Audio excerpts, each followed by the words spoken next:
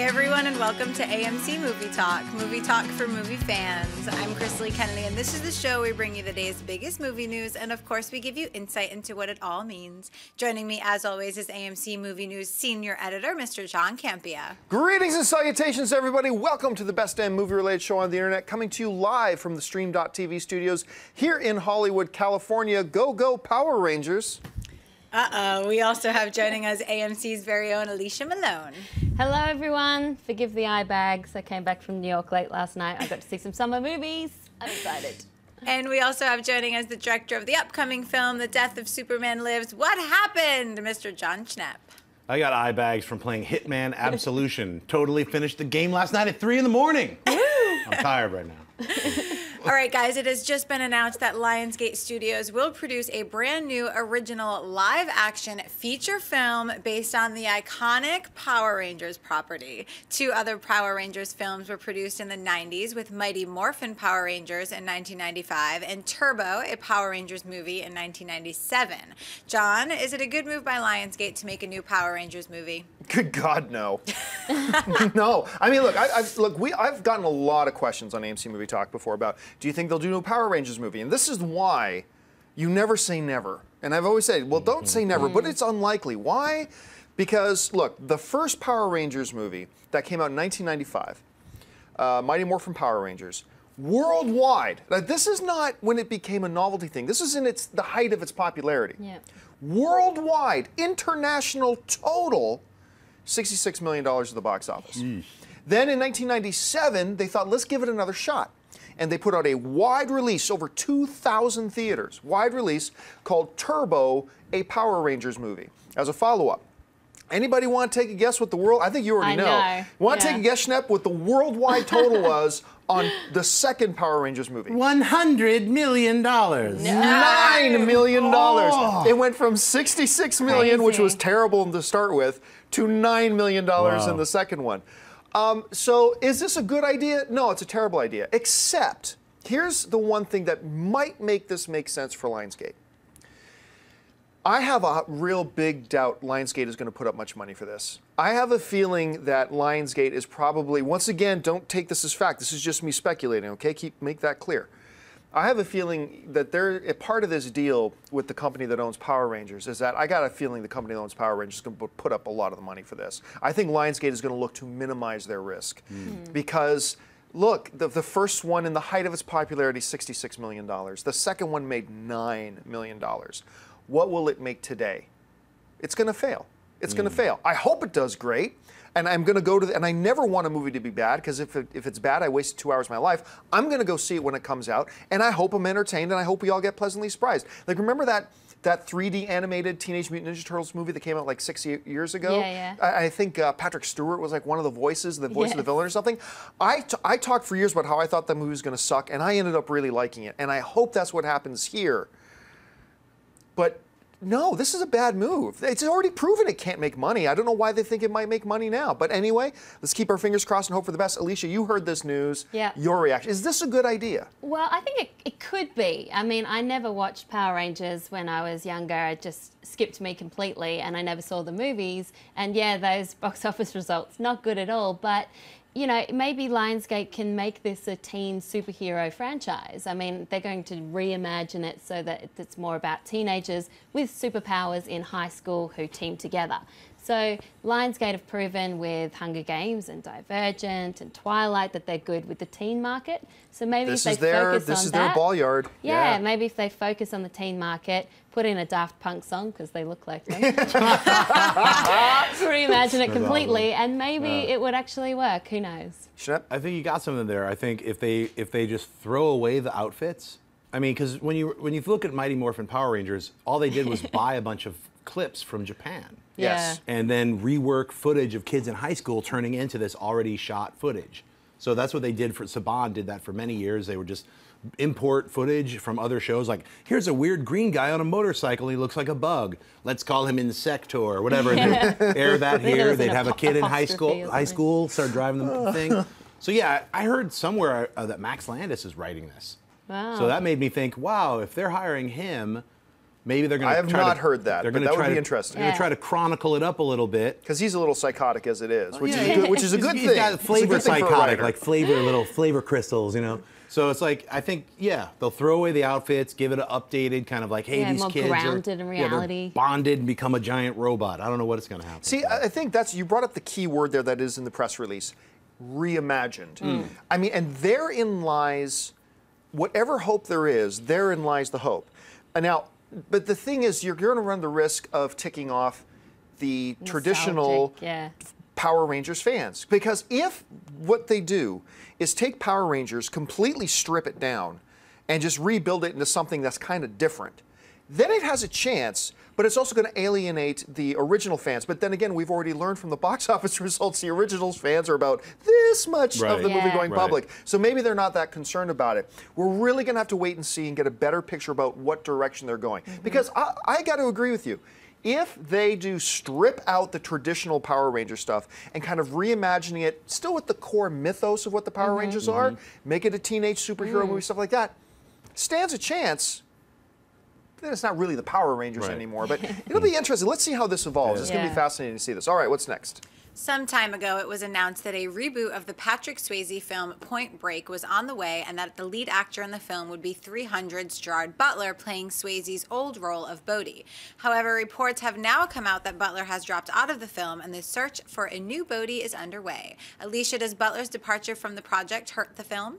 Well, it's definitely a bump in the road. You know, he was the biggest name. The other guy in the film is Australian, Luke Bracey. He hasn't done anything yet, but he's going to be Johnny Utah. So they say they're going to keep their shooting date of late June to start, so they have to work quickly to find a new cast member. But I didn't really like the idea of Gerard Butler as Bodhi, and actually I don't like the idea of a reboot or a remake at all for this film.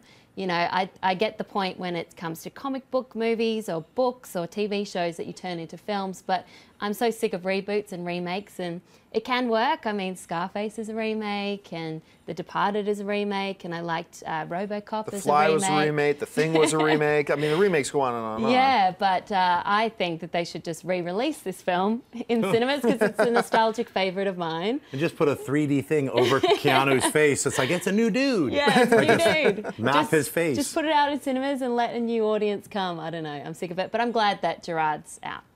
Schnepp? Well, Gerard's going to be on a satellite trying to save the president in Geostorm. Yeah. So he doesn't have time to be a Point Break guy. You know, I think Point Break does need a remake because, like John said, films are always recycled, and it's like whether they change the name of a film, the same story is always kind of retold, and you always hear that, oh, there's only 7 stories. That's not true, but you know, it's good when hey, something works and no one is even aware of that film from the 60s. Unfortunately, that's kind of how life moves. People move forward. And but it just seems to get quicker and quicker now. It's like the 90s now we're remaking it.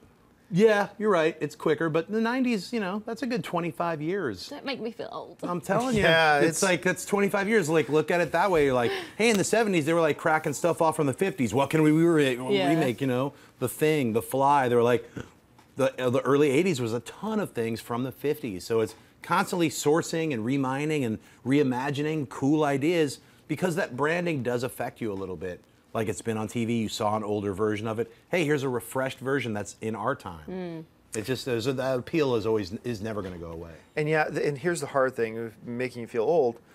Every year that passes, a smaller and smaller percentage of the regular movie-going audience has ever seen the original Point Break, and probably never will, unfortunately, because it's awesome. Watch Point Break and you'll realize what a rip-off Fast and the Furious is of it. Yes, exactly. But it's the original Point Break. I was actually all for this. Like, really? Was it going to be as good as the original? No. Right. If for no other reason, Catherine Bigelow wasn't going to be directing the reboot, and she's part of the big reason why the first one was so good.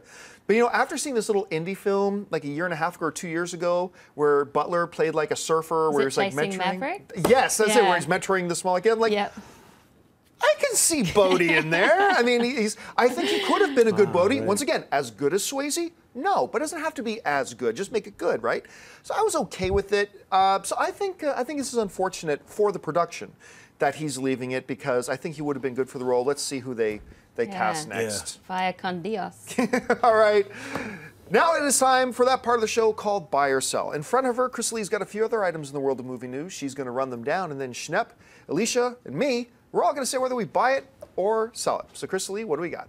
Up until now, we've known that at least 2 Star Wars spin-off films were on the way that would hit AMC theaters in the off years of the main Star Wars episodes 7, 8, and 9. However, Walt Disney Company CEO Bob Iger confirmed today during a Q2 fiscal 2014 earnings conference call that at least 3 Star Wars films are in development beyond the new trilogy of saga chapters. Schnepp, buy or sell Disney already being committed to 3 Star Wars off-saga movies? Bye. Very excited. Thank you, Bob Iger, however you say your name. I'm glad to hear that. I know that the Boba Fett thing is going through some weird changes because Disney doesn't want like an anti-hero. And it's like, but Boba Fett's an anti-hero. He's a bounty hunter. It's like, how evil is he? Like, yeah, he captured Han Solo. He didn't kill him. He was delivering him to Jabba. Is he like a merciless dude who just like cuts people's heads off?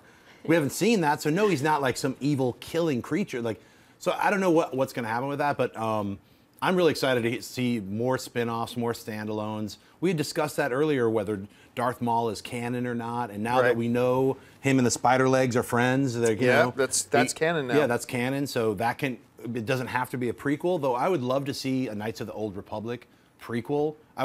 Me personally, I don't need to see like how the Jedi and Sith were born or like go that far back.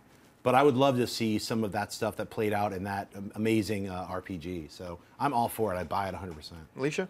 I'm a buy as well. I mean, it might change depending on which characters they choose, but I think this is a really interesting idea. And last year, the Disney CFO, Jay Rizzullo, I think his name is, he said something about the spin-offs being origin stories. And I think that could be quite interesting, that they don't have to fit in with the time narrative of episodes 7, 8, and 9. And they can be completely separate things. I want to see a Yoda origin story. See, I'm different from you. I'm going to buy this, by the way, as well. I am going to buy the story. I do not want origin stories. Yeah. Like, the Star Wars universe is a huge, vast universe. There are millions of stories you can tell within the context of this Star Wars universe that don't have to be connected to characters we already know and the ongoing saga. There's lots of things you can do, and I kind of hope they veer that way. My guess is the most likely scenario is there might be a little bit of a mix of both. Yeah. We'll see 1 or 2 origin stories and maybe a standalone story that's set somewhere else. Be interesting to see. Yeah, I like that they're becoming almost their own genre, like Marvel is almost becoming a genre. You can have lots of different filmmakers working on them at all different times and then have a Star Wars film every year. Right. I was going to say, like, I would love to see like a young Han Solo, like how he won the Millennium Falcon. The Kessel Run. I would love to see them. I don't need an origin, like baby Han Solo and his family. And See, I don't want to see that. No one wants to see that. Baby Yoda. Here's child Yoda. I want to see I want to see Baby Yoda. We gotta get to the next room. Buy it. All right. What's next? I want to see Baby Yoda. The first official poster for the upcoming Christopher Nolan film Interstellar has just been released. This will be Nolan's first film since his final Batman movie, The Dark Knight Rises. Interstellar stars Matthew McConaughey, Anne Hathaway, Jessica Chastain, Casey Affleck, Michael Caine, and Matt Damon. And hits AMC theaters everywhere on November 7th. John, buy or sell the first poster for Interstellar? I'm gonna sell it. I don't find anything special about it. I'm gonna put this thing out there right now. I look and let's make no mistake. This movie's gonna be awesome. Yeah. All right, it's Christopher Nolan. Christopher Nolan has never disappointed with a non-Batman film, ever. And I'm still shocked how many people have not watched Insomnia or Memento. Yeah. Like, if you want to see some really great Nolan cinema, watch those films. So this movie's gonna be awesome, make no mistake about it. Honestly, I think the only reason anybody's showing any excitement about this poster is because the name Nolan's on it. Other than that, if that thing says new movie by Michael Bay and that poster, people would be going, "Oh, it's a stupid poster. It's just and you know there'd be 1 or 2 like climax jokes in there as well with this poster. But then you're like, but no, take the name Michael Bay isn't on it. The name Christopher Nolan, and now it's an artistic masterpiece. But no, the movie's going to be great. But I'm not thrilled with the poster. Schnepp. My new title for this poster: Cocaine Volcano. But you know what? I buy it.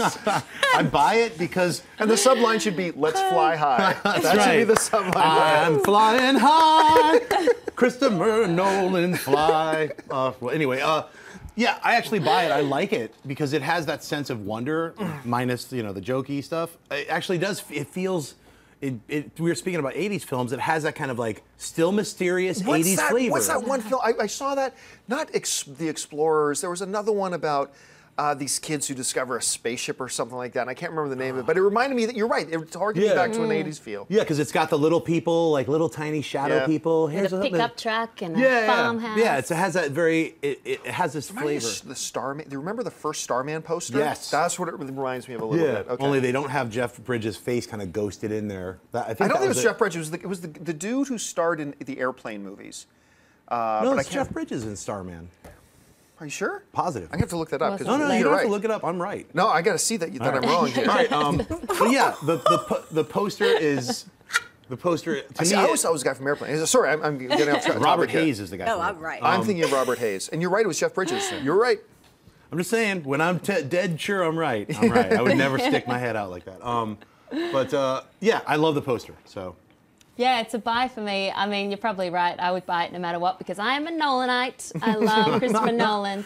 But that tagline, mankind was born on Earth. It was never meant to die here. It's a good tagline. It's a good tagline. I'm fascinated. Yeah, it really I like that it doesn't show too much, and the teaser trailer hasn't shown too much. We get to see a trailer with Godzilla. I'm so excited. Really? 2 minutes and 54 seconds. I cannot wait. Wow. So I hope that they don't give away too much. So More I like cornfields? More cornfields, more McConaughey. Right. All right, with the pickup truck. Yeah, I'm in. All right, what's next? For some time now, Universal Pictures has been working to bring their classic monster, the Mummy, back to the big screen. They had Underworld director Len Wiseman attached, but he eventually left the project due to a scheduling conflict.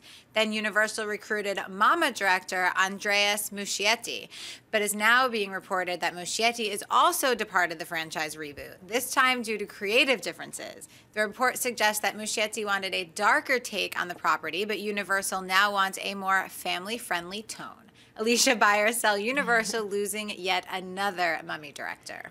Sell just because I wanted to see what Muschietti would be able to do with it. I feel like I can't quite say that I saw Mama because I watched it like this. There's a few things wrong with it, but it was terrifying and it showed what he could do with a small budget. So I was looking forward to seeing him with a huge budget.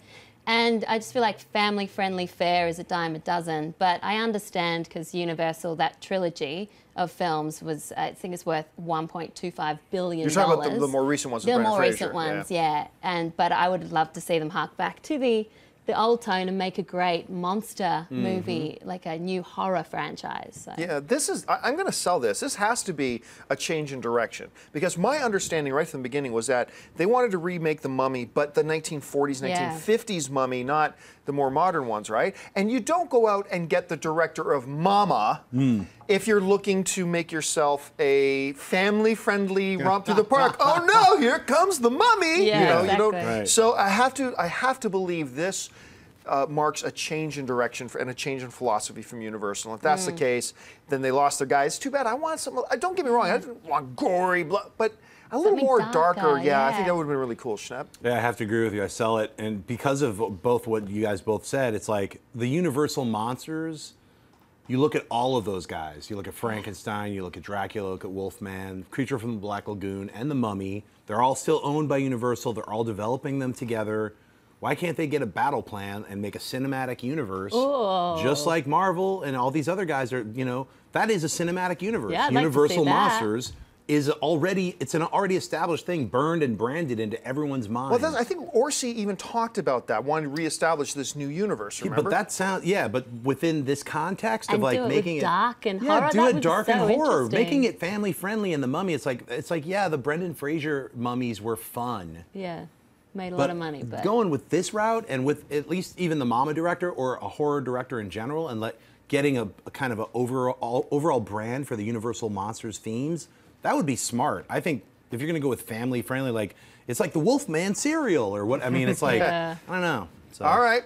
Well, folks, we reached that part of the show for Mailbag. Listen, if you've got a topic or a question you'd like us to bring up here on the show, you can email us anytime at amcmovietalk@gmail.com. Now, every day we take a couple questions. I'm going to let you know, we're going to save a few minutes at the end of the show to take your questions live. If you are watching us live right now, you can tweet in some live questions to us at AMC Movie News. And Chrisley will be keeping her eye on that. But for now, it's time for the Mailbag questions. So, Chrisley, what do we got?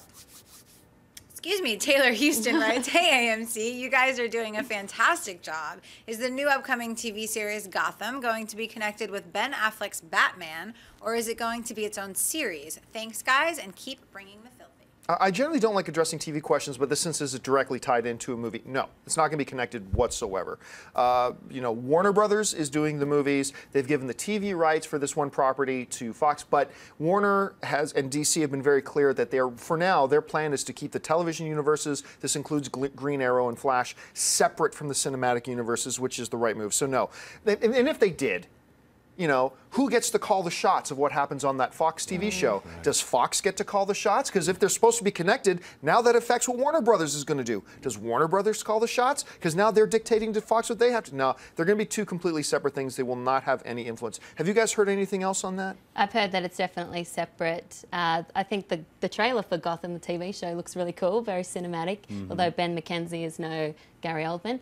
But I think it would be great if they could control all the TV shows to make it like a second screen experience, but it would be so hard. There's so many different rights and so many things going on. Yeah, hands get tied. Yeah. I mean, I agree. It's like, I personally would love to see, maybe with not this iteration, but maybe in the future, like to do a television series that's directly tied in.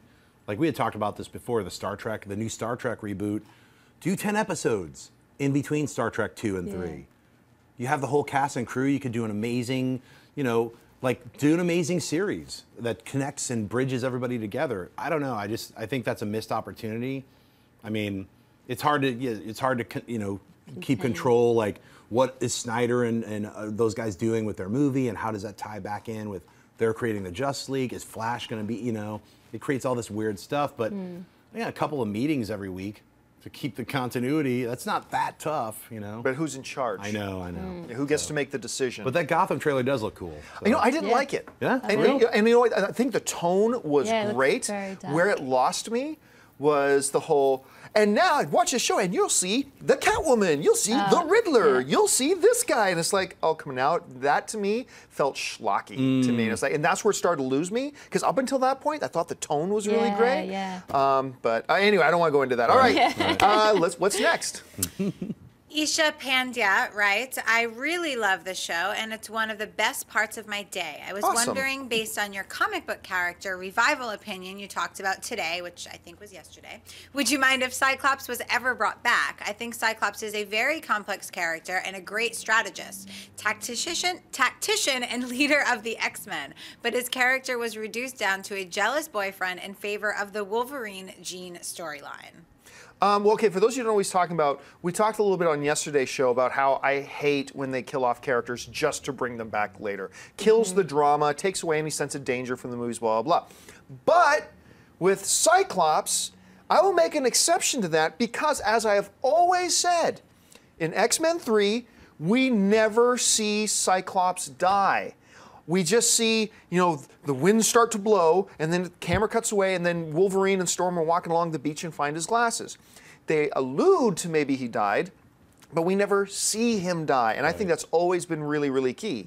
Whereas in the other parts of the movie, when Phoenix was disintegrating people, they showed that. They showed her disintegrating, but they didn't show her disintegrating Scott. I've always contended he's alive somewhere. So yes, with that in mind, I would be totally excited for them, and Marsden's great. I'd be totally excited for them to bring back the character because I don't actually ever believe he died. What do you guys think? Well, I don't read comic books, so I don't know too much about his character and the origins, but I agree with what Isha said, that he was reduced to the jealous boyfriend character. And I didn't like that. So if he does have more substance to him, I'd love to see him back on screen. And I did love James Marsden, although they shouldn't cover those beautiful eyes. Well, they need to. They need to. He would be burned to death. If you read the comics, you'd be like, no. Just kiss me with the goggles on. Yeah, there's a lot of problems in the comics. And in the comics, he was the leader. He ran the X-Men. Yeah. He was Charles. He was number 2. Yeah. So the movies were a little like, I get it. Wolverine's a big popular character. Where's Cyclops? He's just diminished and diminished. By the third movie, he's just a pair of glasses floating. And he was pretty whiny. They made him really whiny in the super movies. whiny. So it was like, to me, being a comic book fan of the X-Men, to see his role so diminished in the movies was like a bit of a disappointment. And yeah, they never showed the body.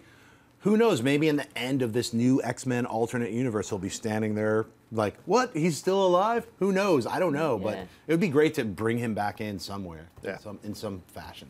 All right, we said we'd leave a couple of minutes for your guys' live questions, and we're going to do that right now. Tweet them in. You might even have a few minutes to do it. Tweet into @AMC Movie News. Suck up to Chrysalie. She's the one picking out the questions. So, Chrysalie, what's in there? Elias George wants to know if you think there'll ever be a Voltron movie. I do. I think at some point. I know they have been trying, actually not trying as in past tense, efforts are continuing to go on right now to get a Voltron movie made. And I have to believe at some point it's going to happen. As long as it's the 5 lions and not the 10 ships, Voltron, then we're all good. But no, I believe it will happen eventually. But I also don't think we're going to hear anything about it in the next 2 to 3 years. But I think eventually it's got to happen. Have you guys heard anything or think anything else? No, I remember reading something online like about a year ago where some company was trying to make it overseas. Like they were actually making or doing special effects tests, and that's as much as I read. So. All right, what's next? Anton Reyes wants to know if who you would prefer as the next love interest in The Amazing Spider-Man, Black Cat or Mary Jane? Kind of covered this a little bit yesterday. Honestly, my choice would be the third option, which is none. I would really like to see Sony take the ballsy step of not bringing in Mary Jane. Have a Spider-Man movie without a love interest. I've only ever liked 2 love interests in the 40-some-odd superhero movies we've seen. I like Tony and Pepper. That one has always worked for me. And I really have liked, in this Amazing Spider-Man franchise, I've really liked the relationship between Peter and Gwen. Other than that, I don't care. I really, to me, they just kill time. I mean, look, all due respect to Natalie Portman, who's a world-class actress. She was just dead weight in the Thor movies. Don't need that. You don't need any of that kind of stuff. I would like to see them have no love interest. So that's just me. What do you guys think? Yeah, I agree. I mean, Emma Stone's so fantastic as Gwen Stacy that that romance, I love that chemistry. So I'm not ready yet. I don't want to move on from their relationship. I think we'll see Gwen in the 3rd movie, just from the video of her speech at the high school as a valedictorian. That'll play back, and there'll be flashbacks of her, and he'll be thinking of her. So she'll still have a presence in the 3rd movie, is my guess. I hope they don't bring Mary Jane in. I'm with you. I thought more about it, and I was like, if the 3rd movie is going to move forward from the 2nd movie, at least in my mind, it's like they've got to move forward in a lot of different ways, and they have to let Peter Parker suffer. Yeah, part let of the him breathe for a idea bit. and what exactly. what was really great about the original stories of that Stan Lee and Steve Ditko made. It was about a teenage kid going into college, but having all this responsibility as a superhero who can like crawl around the world and save people. But it's like he's just a young kid. And he's dealing with all these emotions and constantly being like shut down. And should I be Spider-Man? All those things. And when Gwen Stacy died, it was like that's years of him like, I don't know what I'm gonna do. So he should. Yeah. Spoiler alert. Everybody. Well, hey, you guys saw the movie. You've seen it. So anyway, that's my feeling. Is like, yeah, no love interest. If Black Cat's in it, it could be a little bit of a Catwoman-y type thing. Right. But that's about it. All right, let's take a couple more here.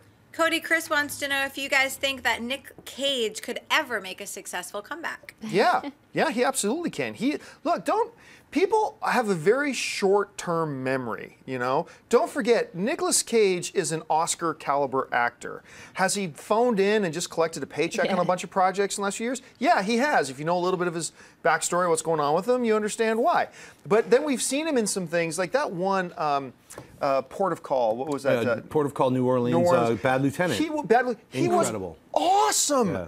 In that. He was incredible in that movie. It wasn't so long ago that he did adaptation. I thought he was incredible in adaptation. So when he decides he wants to be Nick Cage, he's still as good as anybody on his best day. Yeah. When he's on his best day, he's as good as anybody in the business. So, and man, I wish he had a really good follow-up to Kick-Ass though. Because when he did Kick-Ass, it was like, he's coming back. Yeah, you like, holy crap, this guy's so good. This character he created in Big Daddy.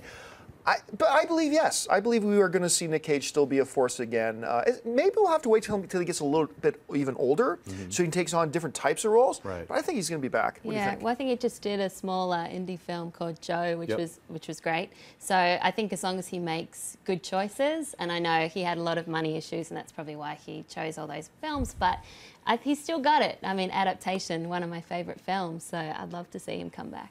Yeah, and I recently heard he's shooting Con Air 2. I mean, I don't know if that's happening or not, but that's what I heard. I think he's one of the greatest actors of our generation, you know? It's like multi-generations. I mean, you can count off Raising Arizona, Wild at Heart. Yeah. The list is endless. The amazing roles he's played and the characters that he's created. He gets a lot of flack on the internet, which unfortunately feels like that's affecting him somehow. Like, people love to make fun of him, put his face on a cat. You know, Yeah. it's like The Bees. Like, he's been in a few movies that like people just like to make fun of on the internet. But And Saturday Night Live, In the Cage with Cage, or whatever. Yeah. so I mean, it just becomes a building thing where people have never even seen his incredible body of work. He's one of the greatest actors living right I now. here's asked the him thing. if he read any of that stuff, and he said he doesn't go on the internet Yeah. for that reason. Oh, yeah, he does. But you bring up a great point about the filmmakers, like yourself. Filmmakers in Hollywood know how good Nicolas Cage is. I was talking to the directors of Ghost Rider 2. And as you know, they brought Nick Cage back, which I still believe it was a mistake, because you know that was meant to be a reboot, and by bringing back Nick Cage to play the same role, it just felt like a bad sequel, right? So that was a mistake. But I remember I asked them, I said, so why go with Nick Cage again? And like the filmmakers, and this is the prevailing theory in Hollywood, they looked at me and it goes, because he's Nick Cage, because he's one of the best we've had in our generation. Yeah. And I think we forget about that a lot. Look, Nick makes it easy for us to forget how good he is by putting out a lot of schlock. But let's not forget just how good he is. All right, one last quick one, really, really fast. Ashley wants to know if Warner Brothers will ever reboot The Matrix. Yeah, I remember there was a rumor going a while ago that Warner Brothers is planning a reboot. There was nothing to it. No, so no, ever? Who knows? Never say never. Very well could at some point, but I don't see it happening in the near future. You guys? Haven't heard anything, and I hope not. I heard the Wachowski siblings are revisiting the Matrix world and not doing a reboot. That could be cool. Not doing sequel or doing sequels. See, I heard that, but I don't think there was. I don't think that was real. No? No. I heard the same thing though. Okay. I don't think there's any validity to it. Yeah, it'd be cool to see them keep making new things. Like, I have high hopes for Jupiter Ascending. Hopefully it's not a similar story as The Matrix. I'm looking forward to seeing it. So. All right.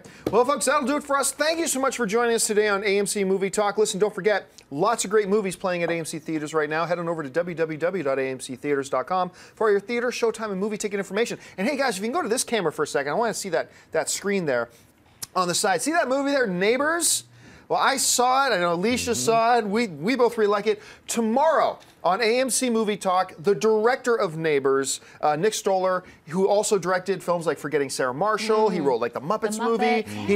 He's incredible. He's going to be in studio with us tomorrow to talk to us about his new film. He's bringing along one of the cast members as well. Make sure you join us for that. Listen, also don't forget, if you like this video, click that thumbs up button. Don't forget to click subscribe, become a subscriber to our AMC Theaters YouTube channel. That would be great. And I also want to thank those people who are joining me at the table. First of all, sitting to my immediate right, Miss Alicia Malone. Alicia, where can people find you online? You can find me on Twitter at Alicia Malone or on my site malonesmovieminute.com. And right beside her, writer, director, cocaine volcano founder, Mr. John Schnepp. Schnepp, where can people find you online? You can find me at Twitter and Instagram at John Schnepp. Nick Cage forever. He's one of the greatest actors ever. And of course, our lovely host today sitting over there, the mistress of our Twitter stream, Miss Chrisley Kennedy. Chrisley, where can people find you? You guys can find me on Twitter and Instagram at Chrisley. And you can find me on the various social media networks just at John Kamen. I almost forgot to mention, if you want an audio-only version of the podcast of this or almost any of our shows, look in the description of this video and you'll see the link to our iTunes stream. So until next time, my name's John Kamen for AMC Movie News. Bye-bye. Hey everyone, if you like this video, click that thumbs up button and make sure to subscribe to our AMC Movie News YouTube channel. It's free and helps you stay up to date with all the latest movie news, as well as our daily AMC Movie Talk show. Also, make sure that you follow us on Facebook and Twitter to stay up to date with all of our special promotions, contests, and prize giveaways.